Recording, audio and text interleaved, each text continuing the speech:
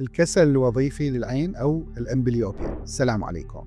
اليوم راح نتحدث على موضوع كلش مهم يخص براعمنا أو أطفالنا الصغار، وهو موضوع الكسل الوظيفي في العين. مرات الطفل يجيبوا لنا إياه وعمره 4 سنوات أو عمره 5 سنوات، أو حتى من يدخل للمدرسة وما يعرفون عنده كسل وظيفي. الحل كلش بسيط، وهو تغطي الأم إحدى العينين، يعني ممكن تغطي العين اليمنى وتشوف التصرف مالت الطفل بالعين اليسرى، يقدر يباوع الأشياء أو ما يقدر. كذلك تنتقل للعين الثانية وتشوف يا عين ممكن تتمايز عن العين الأخرى، يعني مثلا تخلي صورة قدام الطفل أو حرف كبير بمسافة معينة، وتراقب سلوك الطفل، هل يميز هذه الصورة بهاي العين نفس الكفاءة مع العين الثانية. هذا يعتبر اختبار مبدئي وأساسي وبسيط، عن طريقه تقدر الأم تميز الطفل إذا كان عنده ضعف في إحدى العينين.